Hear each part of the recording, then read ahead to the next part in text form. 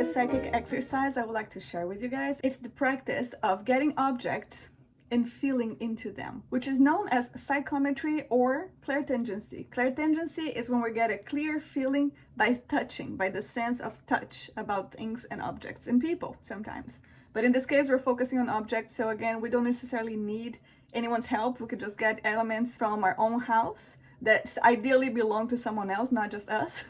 But even then, even if it's just us, you can feel into the object and try to get a bit of the history behind that object. So who did that object belong to? And again, making sure that we're doing that quick meditation, sitting in the power, bigger, brighter, higher, trying to expand your energy, try to blend in with the energy of the object that you're touching, and feel into it and ask questions. What do I see? What do I hear when I touch it? How does it feel like? What does it taste like? Sometimes I could give you into like different routes of information. And what do I know in my core?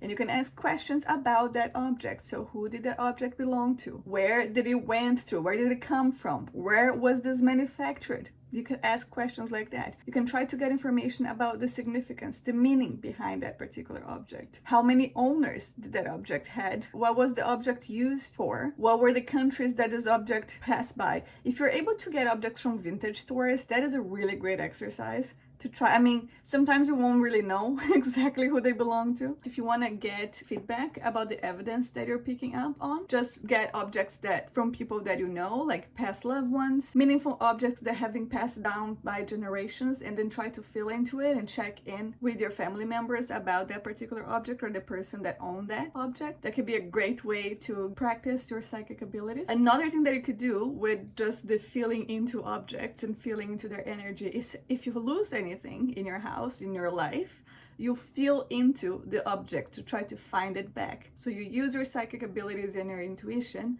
to actually channel as if it was like an antenna, and you feel into that object and start retracing the steps and trying to get into where do you feel like that object is.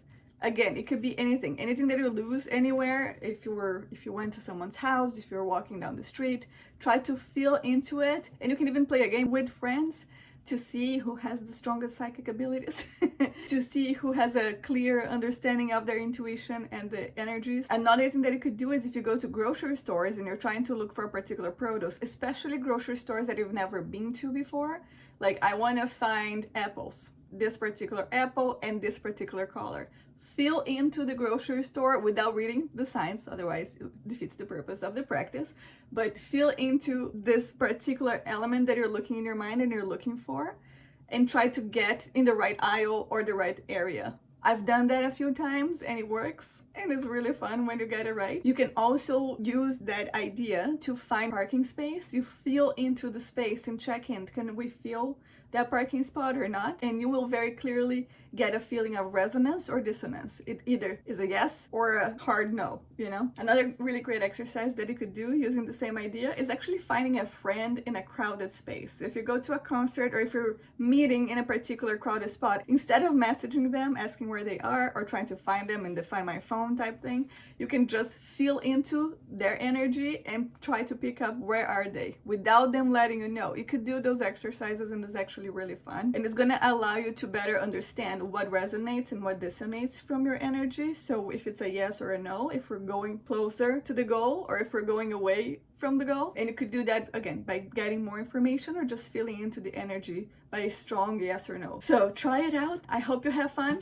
There's a lot of different ways that you can apply this technique, and let me know how it goes. Bye guys.